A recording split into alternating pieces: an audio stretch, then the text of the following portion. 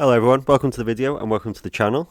In this video I'm going to look at La La Land as a postmodern text, and the video is designed to help students answer questions on the EDUCAS A-Level Film Studies paper, Component 1, Section B, US Film 2005, and we are going to look at postmodernism in film but also the ideas of other concepts of ideology and spectatorship. So what we're going to do is argue that La La Land is a postmodern film, and we're going to argue that La La Land adopts a postmodern approach to film production to deconstruct the ideology of the American dream. So modernism, in very broad, basic terms, is a philosophical and artistic movement that emerged as a result of the Industrial Revolution. As the world modernised, traditional forms of art, philosophy, social order, science, etc. became outdated and were replaced with new, innovative and modern concepts and ideas. So what's that mean for cinema? So in terms of modern cinema in the modern age, the golden age of cinema used a formal approach to film production, and it was developed and positioned as like the correct or mainstream way to produce films. And that's why later in the film studies course we teach, if you study Fallen Angels, any of those films for the experimental film module, those films are experimental because they do not conform to the modern, quote, a normal or correct way to make films. So what that means in terms of film production is adherence to genre codes and genre hybridity, linear, goal-orientated narratives that build to clear, unambiguous resolutions, the star system, reliance on familiar character types, archetypes, simplified characters, the use of key elements, specifically the formal approach, so establishing shot, shot reverse shot, single subjective point of view, synchronized sound, continuity editing, in the classical era, shooting in studio space as opposed to location. These type of films tend to reinforce stereotypes, and they reinforce dominant ideologies of the time in which the film was produced and the nation in which it was produced in. So ethnicity, class, gender, race, political, economic, all of these films, modern films, generally reinforce the status quo and norms. So before we look at what postmodern cinema is and what that means for La La Land, let's quickly run through some conventions of postmodern cinema. And with the upcoming slides, I'll go through them quite quickly, but obviously you can pause the video to learn more about it. So, postmodern cinema. The mainstream approach, as we've already outlined, is essentially the formal approach, and postmodern cinema subverts, rejects and or adapts or experiments with these classical approaches to film production. A postmodern film ignores the approaches to film production that are used by mainstream filmmakers, and they will explore film production in new ways. So they will consciously push boundaries, explore new modes of film production, experiment with existing approaches, and attempt to move the medium of cinema forward. What we must do is look for non-conventional techniques and analyse how they create meaning and result in a coherent narrative. So, modern cinema, in terms of the relationship between the text itself and the audience, attempt to create a suspension of disbelief. So, the idea is when you watch a modern or a contemporary Hollywood film or even a historical one, is we ignore that we're watching a constructed reality and we accept it as reality. We do not pay attention to the filmmaking techniques or structure of the film. We're completely immersed in the events. So all those techniques we've already talked about are used to do that. And if you've ever heard your film teacher or anyone else talk about how editing should be invisible, that's sort of what they're referring to. Postmodern cinema is the opposite. It draws attention to its construction. So I ask you, it doesn't try and suspend this disbelief. It actually asks you to question the constructed nature of the reality you're being presented with. And then obviously you become more active as a spectator and you become more central in the creation of meaning. So you acknowledge that you're watching a constructed reality, and it draws attention to the use of key elements, unusual narrative construction, etc. And filmmakers use a wide range of techniques, skills and approaches to create postmodern films to draw attention to their construction. So there's many conventions we could list, and many different techniques and elements of film production used in postmodern cinema, but I've identified 6 or 7 that are the main things you might need to look for in La La Land and other contemporary postmodern films. So intertextuality. This is when one media text makes explicit reference to other media texts, cultures or symbols that exist outside the film world. So for example, in the Avengers movie, Spider-Man makes a reference to a really old film called Empire Strikes Back. In Shrek, we have references to Lord of the Rings. In Every and Everywhere All at Once, we have Rakakuni, which is obviously an intertextual reference to Ratatouille, and there are many, many more examples. Self-referentiality refers to when a film references the filmmaking process itself, sometimes demonstrated by breaking the fourth wall, and they want to show that the film itself is an illusion or a construction. So we've got some examples on the board. So in the latest Matrix film, the characters sit down and watch scenes from the original Matrix films. Brad Pitt, as Tyler Durden in Fight Club, talks to the camera, so he talks to the audience and he breaks that suspension of disbelief by making you realise that we are in a dialogue rather than just being a passive experience. And there's many other examples as well. So we have fragmentation of time and space. So this is a fancy way of saying we have non-linear narratives and we deconstruct narratives away from the traditional linear narrative. So Christopher Nolan does this quite a lot. We have non-linear narratives in Pulp Fiction and some of the work of Tarantino.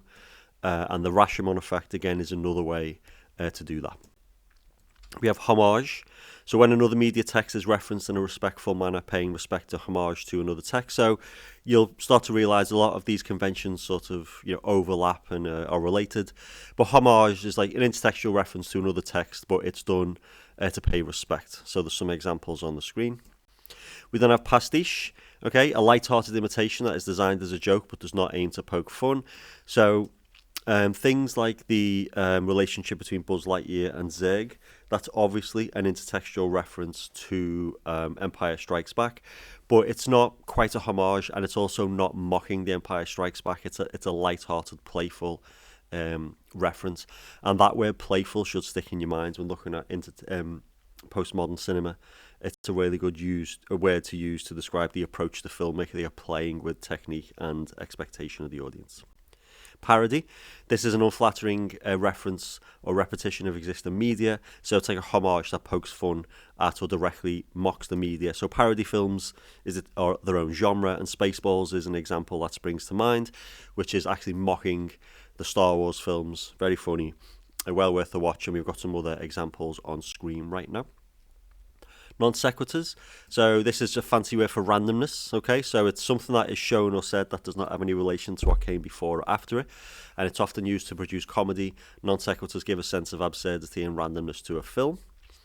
And there's a scene in The Big Lebowski I show my students for that, but I'm sure you can think of your own examples or you can Google them. So, postmodern approach to cinema. Why may a filmmaker take on this approach as opposed to the modern approach? Well, filmmakers may wish to deliberately provoke or challenge the spectator. They may wish to break the rules of traditional cinema to challenge the spectator and create more active spectatorship. They may wish to explore political, ideological, social, or personal issues in an abstract or expressionistic or non-literal manner. And they may find modern American cinema problematic in terms of its representation of different issues, groups of people, identities, etc., and want to reflect their criticism of the industry players, studios, the systems and aspects of the industry that they find troublesome. And postmodern film more demands more of an active engagement from the spectator, because as I said earlier, there is more dialogue between the audience and the text itself in the creation of meaning, rather than being a passive experience where we generally sit there and let the message wash over us. So, postmodernism then is what we would term a deconstructionist approach to art, and it picks apart traditional aspects of film and exposes ideological messages encoded into cinema. Postmodernist films attempt to subvert and challenge traditional conventions of narrative structure, genre and characterization. So Hollywood dominates global cinema markets and has done for forever, well, since the birth of cinema really, especially post-World War I, definitely post-World War II. And as a result of Hollywood's success, it's positioned as the correct and best way to produce cinema, and they're the conventions we've talked about earlier we're seeing on screen. So films like Saving Private Ryan is an example of a more what we call a modern war film. It adheres to all of the rules of Hollywood filmmaking. It attempts to be historically accurate, or at least, if not historically accurate, it does align with and reinforce the mainstream status quo ideology and belief system surrounding World War II and America's place within it. Stars playing to type, it's a linear narrative, effectively conventional approach to key elements. Positions Americans as heroic, Germans as evil. There's a lack of nuance in that regard. I would argue, for most of the film. So that's what I mean. It reinforces those pre-existing ideologies and belief systems, and it's not really critical of the US state or militarism, or if it is, it's quite tempered in its criticism. Okay, so postmodernist films consistently subvert, distort, experiment, and play with the modern approach to cinema. And what this can produce are new modes of representation, new modes of production, new uses of key elements, alternative narrative systems, and to draw attention to the artistry on show. So a very basic example of a postmodern film compared war film, when we compare to, say, Private Ryan, would be Quentin Tarantino's Inglourious Bastards. Okay, so it experiments with the rules of Hollywood filmmaking. It's a historical war film, but it's historically inaccurate. Okay, we see, a spoiler warning, we see Adolf Hitler murdered in a theatre by a Jewish activist fighting against the Nazis as part of a resistance. Obviously, that didn't happen in real life. We have an episodic narrative, it's non-linear. We have a quite experimental approach to all key elements. It experiments with representations of US, German and Jewish people within the film and within that time period. And it's complex. It has a complex representation of Nazi soldiers and victims of Nazi hatred. So the film rejects the modern approach. It rejects historical accuracy, but what it does, it presents a new lens through which to look at World War II, and hopefully it can make audiences just at least start to question the representations of World War II they've seen in mainstream film, and it'll make them question the accuracy, validity, and like the function and the intent behind those films. So again, it forces reflection on what you're seeing and what that means for cinema and art you've seen up to this point. So postmodernism then is something that is defining our current time, and one of the sentiments and feelings that has risen quite prominently in society is nostalgia. Okay, so nostalgia is a sentimental longing for or wishful affection for a period in the past. So what I'd suggest you do is watch this short clip from Mad Men where Don Draper, as an advertising executive, explains the power of nostalgia. So I'll post a link below this video. Please go away, watch that, come back, and you'll have a good understanding of not the definition of nostalgia, but the emotional effect and the power of nostalgia, and that's really important to understand for contextualising La La Land. Okay, so as the idea of the American dream declines, the sentiment of nostalgia and looking to the past has grown. So the American dream is the main ideology we're going to look at in La La Land. And we're going to look at how Damien Chazelle takes a postmodern approach to deconstruct the American dream. He doesn't reject it wholesale outright, but he does present maybe a new modernized version of the American dream, and he points out how Hollywood has reinforced an ideology that is largely inaccurate, and he tries to correct that. So why has nostalgia grown in recent times? Okay, so this is not a unique phenomenon. This has happened before, and generally it happens at times of political, economic stress, and when there's a sense or belief or perception that the institutional norms and values and status quos and power structures that define and give our society and culture form and coherence and structure are starting to collapse. So people look back to a time when they had certainty in the future, because now arguably we don't. Okay, a coping mechanism, a way to deal with the anxiety and fear caused by growing uncertainty. We have idealization of the past. People tend to think it was better back in my day. There was less uncertainty back then. Now, partly because, maybe there was uncertainty back then, but people have gone through that life and they have got through it. So they think back to that time as a younger person, knowing they were going to be okay. And they don't have that safety and security now, and that's why we look back to the past, And people may feel disconnected. Nostalgia can strengthen social bonds. So in a society that's increasingly fragmented and people are becoming much more individualized in their own little bubbles in all aspects of life, really, nostalgia can really be a big appeal because it can help us create social bonds. And I think that's why we see a lot of success and a lot of massive fandom around massive franchises now, because for some people, maybe it's one of the only things where they can feel part of a real significant social group. And cultural reflection, okay? At times of change and societal change, people look to the past for comfort for some of the reasons we've already explained, and arguably that this video is being recorded in 2025, but over the last 10 to 15 years, the time in which La La Land was conceived and produced and released, we've been through a lot of change culturally, socially, geopolitically, within a very uncertain time, a transitionary period now. So it's no surprise that nostalgia is such an appealing feeling to experience. And on screen, we've got some examples drawn on off the internet and some research about how nostalgia sort of manifesting itself. So we have the Brexit movement was all about taking back control, and it all just tied into that idea of, make Britain great again, basically. And back in the day it was great and now it's rubbish. So it's looking back to the past. Make America great again, obviously, is looking back for that. The Russian invasion of Ukraine is harking back to the quote, air quote, glory days of the USSR and the Empire. We have, think Andrew Tate and people like that, the so-called Red Spill patriarchal right-wing political theories and belief systems that are being pumped up by people like him. He promotes like traditional masculinity, doesn't he? And it taps into this growing desire of nostalgia in the Western world. And we have some other examples on screen as well. Stranger Things being one of the biggest media products of the last decade. It's basically, all 1980s emblem and like horror type films compressed into one text, isn't it? And there's a quote on screen. It says, "For Generation Z, nostalgia offers a way to cope with today's complex pressures and to hold on to a vision of simpler times. It's no surprise then that even in the age of endless innovation, the past still feels like home."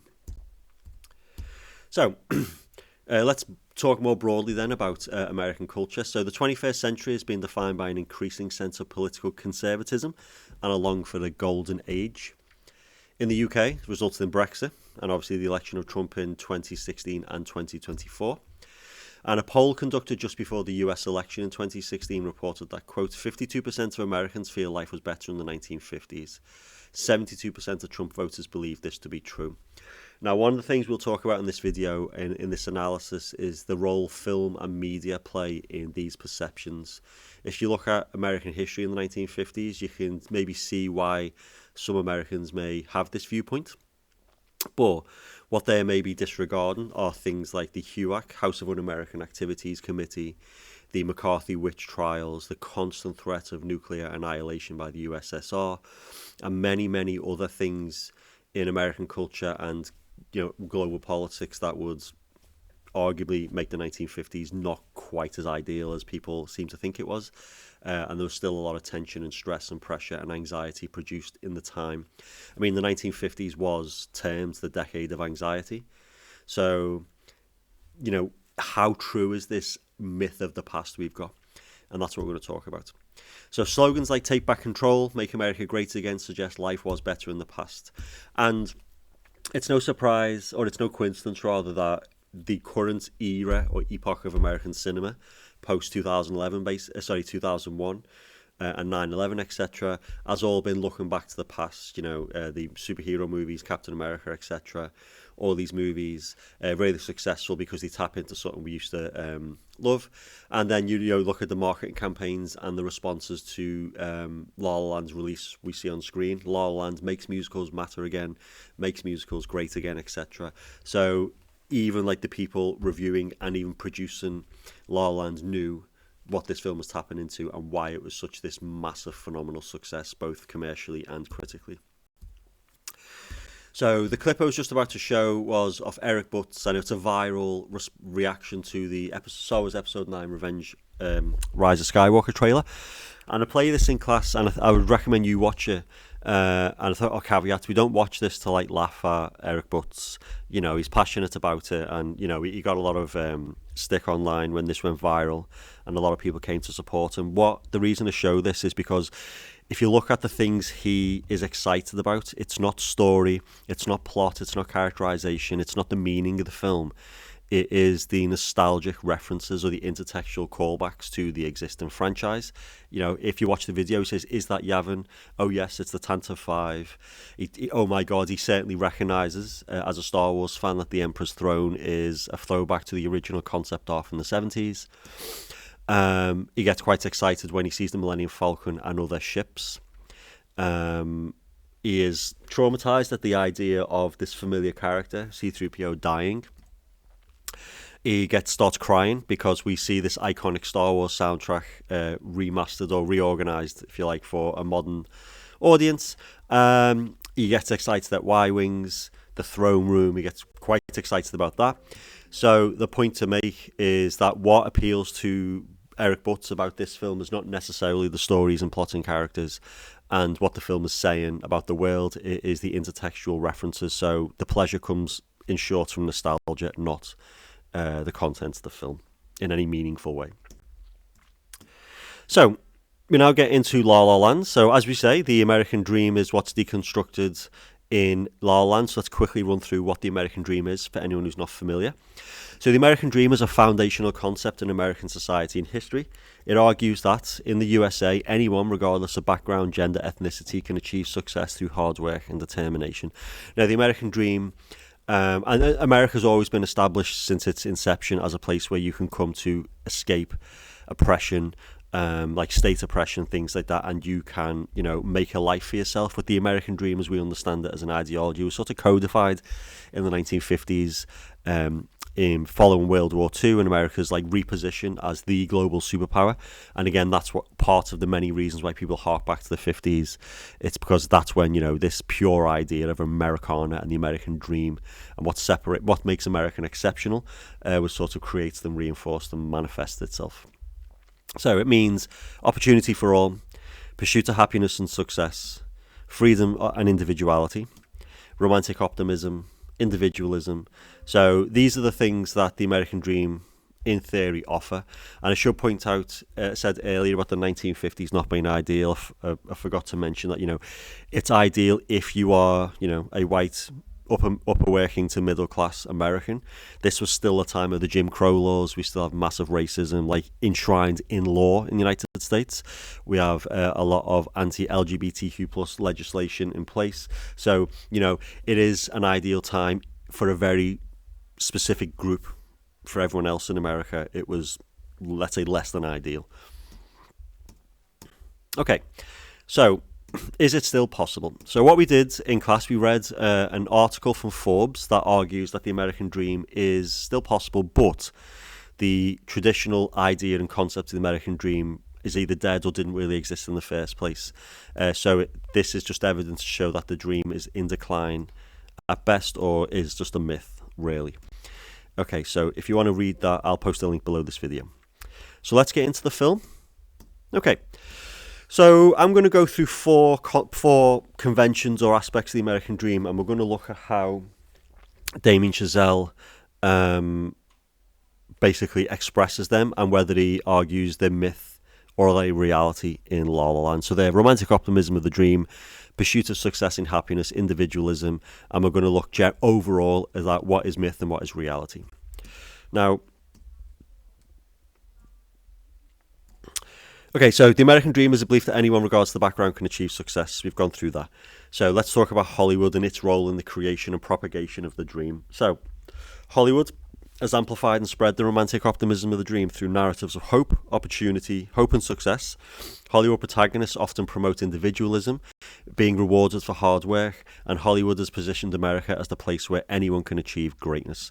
And there are many, many films that promote this ideology. If we go quite contemporary, all the way back to the classical era, these are films that arguably promote the idea or the romantic optimism of the dream. That basically, your ethnicity, age, gender, sexuality, your background doesn't really matter in America. The only thing that matters is determination, hard work, and if you commit, you will achieve. And these films promote that idea in some form.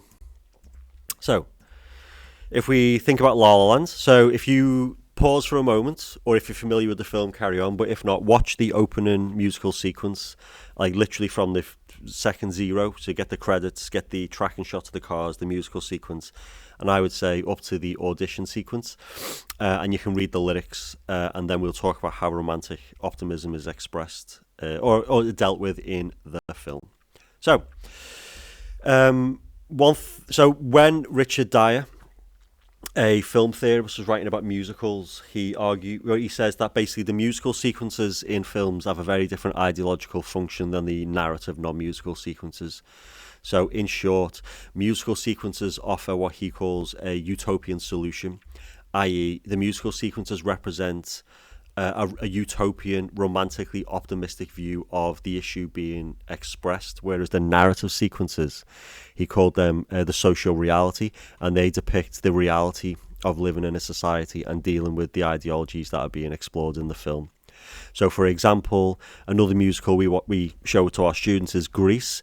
In Grease, you have a scene in the diner where all of the main characters are sitting and they're complaining they've got no money. They are complaining about parental control, pressures of school. There's examples of misogyny in there that the young female characters face. Etc. So it's just teenagers talking about the difficulties of life and how problematic society is for them. But then you transition to the end of the film with the famous musical sequence, and every problem they talked about was gone. Okay, so where earlier we saw relationship breakdown, we see relationship unification. Where we saw a dark environment, we see outside sunny. Where we see break up in community and things like that, we see unity, and that's what musicals do.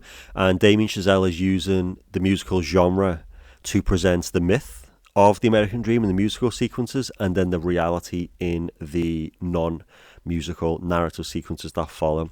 So if you simply watch a musical sequence and juxtapose it with the scenes that come before and after it, you'll get two different versions of the dream. Okay, the myth, but then the reality of it.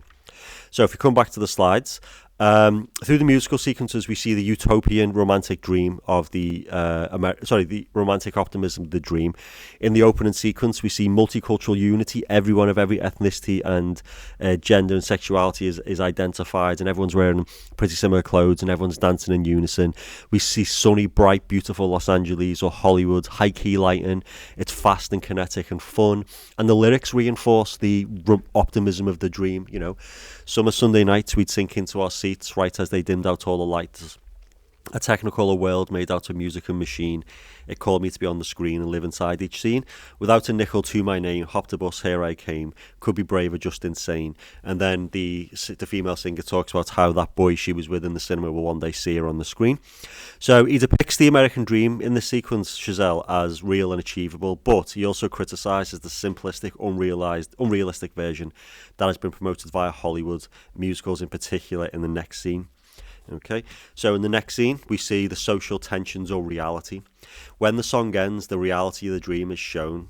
LA, although sunny, is actually a cold, tough, unfriendly and challenging place. All of the unity and the sense of community and optimism we see is replaced by everyone getting in the cars, beeping horns. Everyone's listening to their own music. They're no longer unified by the theme. So we see where we did see in the musical sequences unity and community, we now see division and isolation. The idea of the dream is juxtaposed with the reality, and this sequence is perfectly expressed in the final shot of this sequence, which is this image. We get in the background, in the distance, sunny LA. We've got the mountains, we've got these skyscrapers in the downtown of the city, but in front of that, over it, we have traffic, we have tension, and we have the word winter. So that juxtaposition really expresses the myth of the dream with the reality of it, which is Hollywood is not this warm, friendly, cozy place where if you work hard and have the desire and a nice smile, you can get to the top. We know now, don't we, that we have things like Harvey Weinstein, sexual exploitation, and all of these horrific things about Hollywood. That's the reality of it, and Chazelle is trying to show that by juxtaposing these two events. Okay, that romantic optimism is also critiqued later in the next sequences. Okay, so after that scene, Mia is introduced as a barista with a dream of fame, which is a very, very familiar trope. And in terms of spectatorship, that could already start to create negotiates to even oppositional responses because it's so cliche. The idea of the young, restaurateur or barista who has, all this amazing talent, who just needs a big break. It's a story as old as time in Hollywood. We've seen that so many times. And that's what Chazelle is doing. He's not, in my opinion, being cliche. He's drawing attention to the cliche and showing the reality of the struggle Mia must go through to achieve her dream. At the audition, when Mia Emma Stone's performing as Mia, we're watching a literal Oscar-winning performance from Stone, and it's ignored. The reality of the dream is exposed to the audience here. The notion that hard work, determination, and talent will lead to success is exposed as a lie. We see Hollywood as a dehumanizing place, and the dreamer is dehumanized and demoralized. the illusion of opportunity, because when Mia leaves the room, the entire hallway is just lined with people who look exactly like her. So we get it doesn't matter how talented you are, there's always someone younger, more attractive, more talented pursuing that. So we see the illusion of opportunity, and the emotional cost of rejection is something we don't really see in cinema and we don't consider as part of the dream, but Chazelle really reflects that back to the audience. So it's important to understand this, that the film does not fully reject the idea of the dream. That's too simplistic a reading, but it does show romantic optimism as a half-truth, an exaggeration that disguises the dark and brutal aspects of the pursuit of the dream. Okay, so when we see any actor or actress who has been talking openly about being victimized by people like Weinstein or overcoming certain exploitation in the industry, we may see them in interviews smiling and being happy, putting on a happy face, but we know there's a darkness behind that is not being talked about, and that's what Chazelle has drawn our attention to by deconstructing the dream through musical sequences.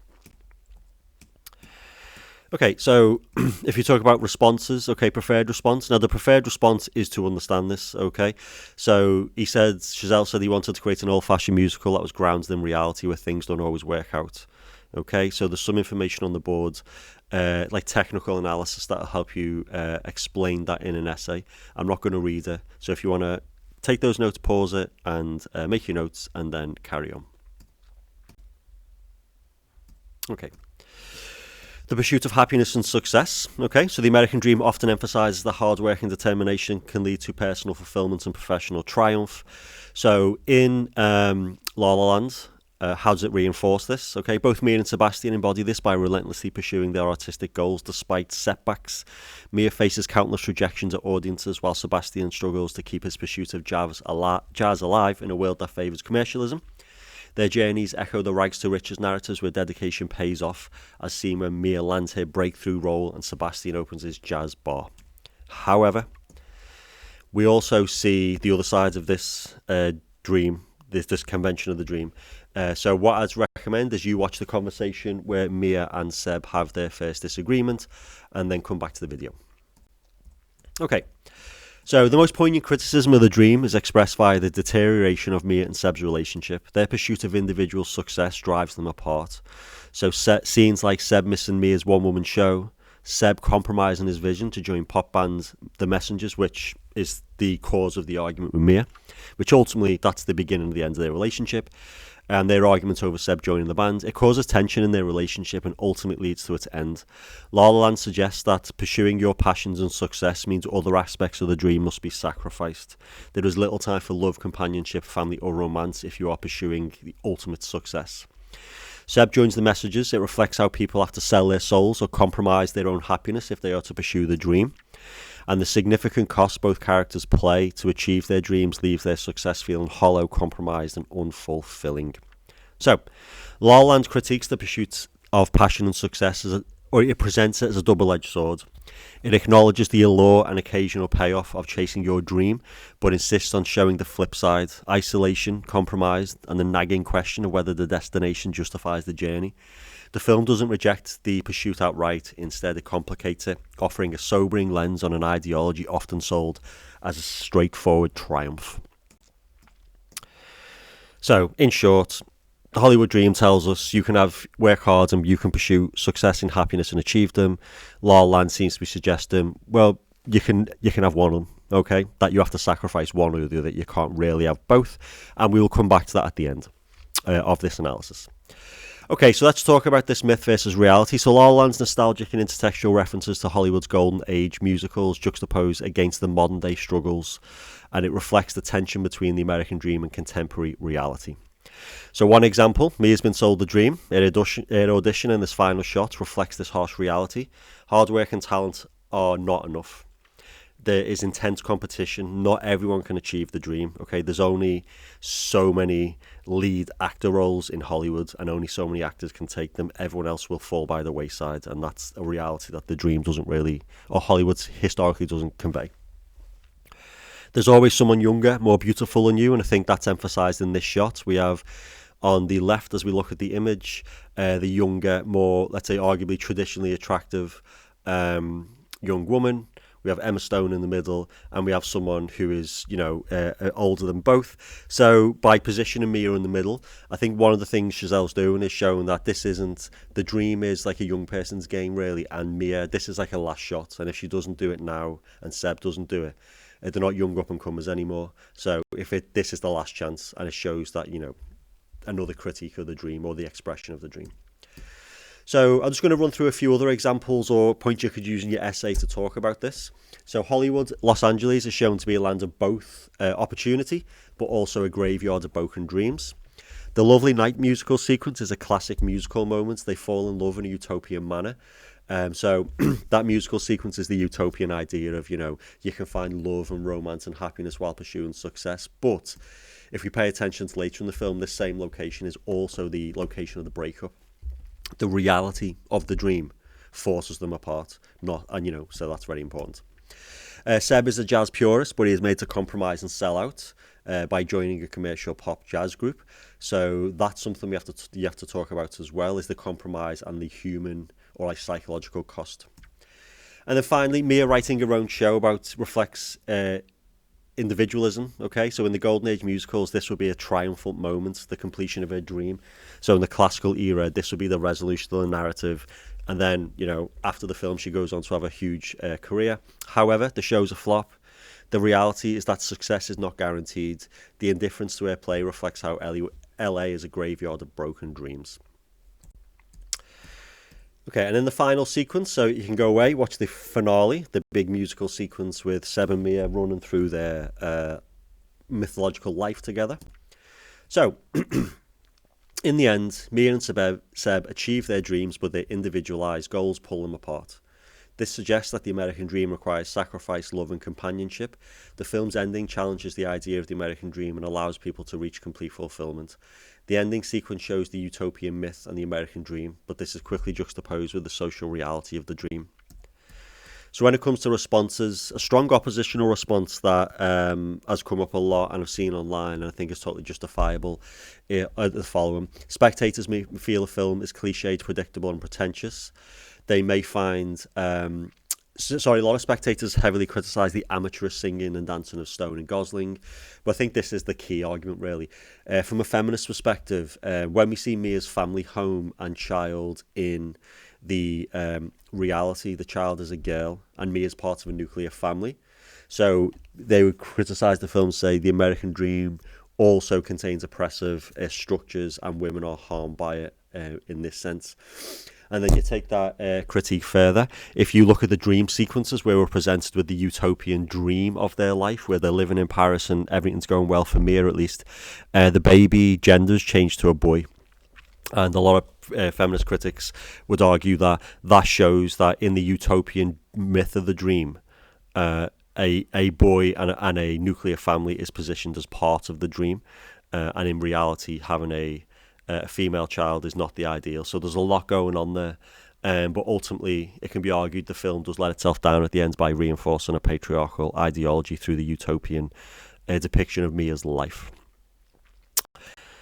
And then negotiated. So some spectators may acknowledge Chazelle's craftsmanship, writing and directing, and appreciate the modern take on musicals, but find the film pessimistic, predictable, and/or the ending does not conform to expectation of, they all live happily ever after. Passive spectators will expect a traditional and genre-conforming ending. The film subverts that and that's part of its post-on approach, isn't it? The film does not fulfill all spectators' expectations, and it does not fully conform to rules of Golden Age musicals, and spectators may be burnt out by the overuse of nostalgia and find the film vapid and surface level. And these are all criticisms I've come across in online published reviews, valid negotiated responses that people have taken. So that is a thought quick, but it's nearly 40-minute breakdown of La La Land and its ideological messages, specifically about the American dream.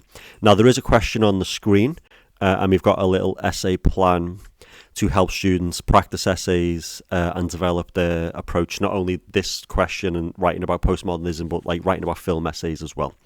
What I'd suggest is, as you plan your essay, make sure you write a list of key terms, because key terms is a way to concisely express your knowledge and understanding of a concept. It means you don't have to spend time in the exam defining terms. If you use a key term in the correct context and you apply it and support it with analysis from the film, then you are showing your knowledge and understanding without having to define words and waste time in the exam. So hopefully that has been helpful and useful for your preparation and revision for the upcoming Component 1 exam. I'll post a few links below to other clips.